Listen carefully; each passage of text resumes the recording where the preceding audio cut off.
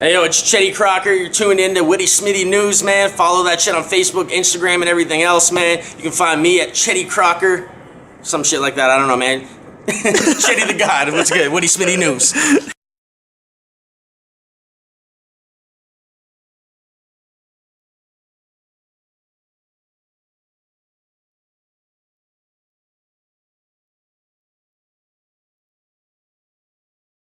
Christian Smith, Witty Smitty News, joined with the boy Trim Forte live.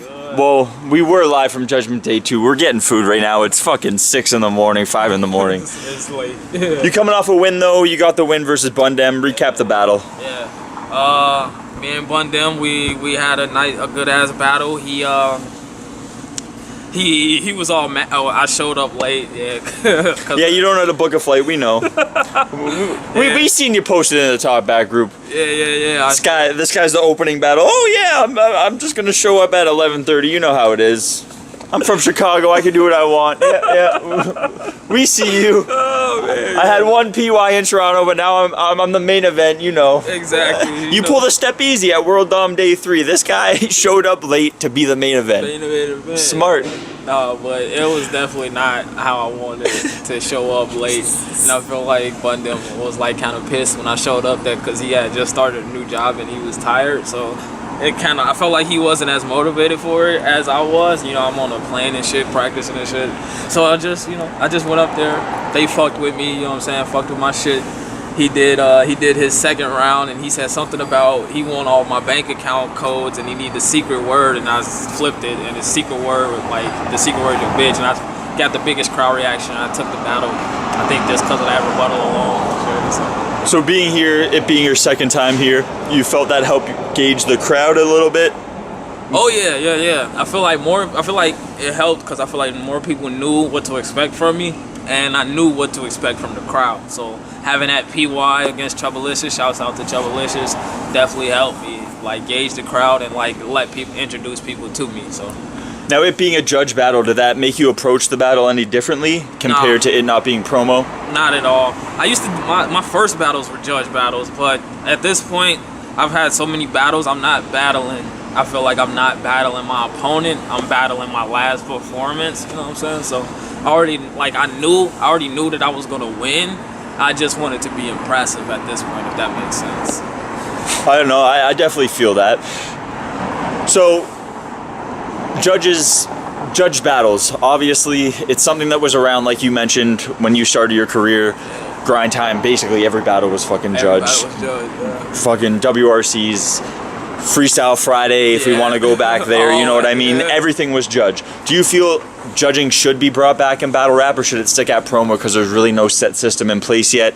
It's too subjective. A lot of people say it's way too subjective to have judges, and tonight really is a perfect example with how many battles were so close. Do you feel it's even fair to judge a battle just based off the live performance? Yeah. I feel like judging is important because I feel like it brings out a sense of competition that is not present when you just have promo battles. You know what I'm saying? And you can get on the line and debate and say that you won till you blew in the face, and you actually know. But if you make it at least debatable, you can argue that you won. Judging battles makes the battlers have to prepare to be more decisive in their victories. If you want to say that you won, you got to win clearly in a judge battle. But I think there's a space for judge battles and there's also a space for promo battles, and I think we need to find a good balance of both, in my opinion. Like Nameless, perfect example. He judges battles, I believe, on a point system, so like 10-8, 10-7, kind of how boxing UFC is. Do you feel that's a better way to judge it as opposed to just giving someone, you won this round, they won this round, you won that round? Do you feel it's fair to, because the way he judges it, someone could win one round and end up winning the battle, how he scores it points-wise. Do you feel that's fair? I feel like it's a more technical way to do it. I agree with it. I think it's the best way to do it, personally. No, like the technical part of it makes sense, you know what I mean?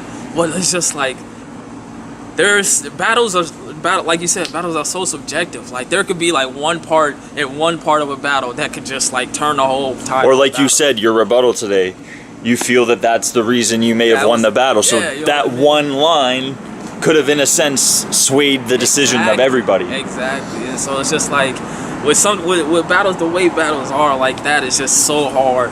But like I feel like a system like that it may not work in every instance, but it works in most majority of the instances. instances. Yeah. You know what I mean? So Gannick versus Gully just passed. You Yeah. get a chance to catch it.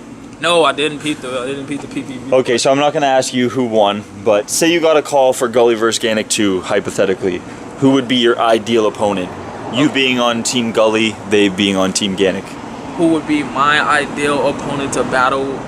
On a card like that, so you could pick pretty much anybody. Right. Because everybody's battled for King of the Dot. That's a fire question. Because like I was actually just talking with one of my guys. I don't know. Would Psychosis be considered Team Gannick? I mean, he could definitely rep Team Gully, but for a situation where it's someone like you who's had one PUI, one GZ, that could make sense on a card like that.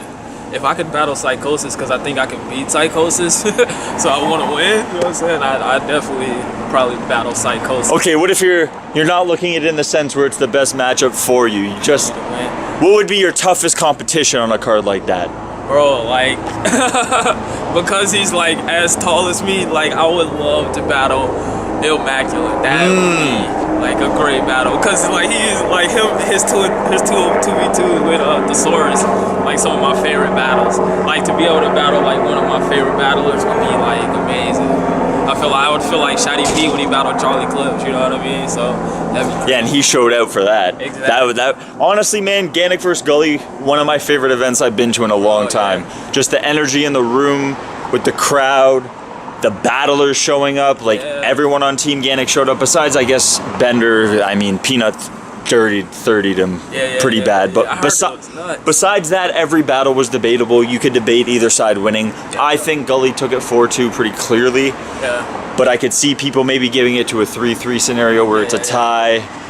But I mean, overall, I thought it was one of the better cards in Toronto. And that venue, Lee's Palace, shout out to them, because that venue is fucking crazy. Nice. It's crazy. Just the way it was set up, it kind of reminded me of a bunker. There's like the elevated situation, and then there's like kind of seats on the side. I don't know. Obviously, it's not built for battle rap, like the bunker's specifically built for battle rap, but just the way that venue was set up, just organically, no pun intended.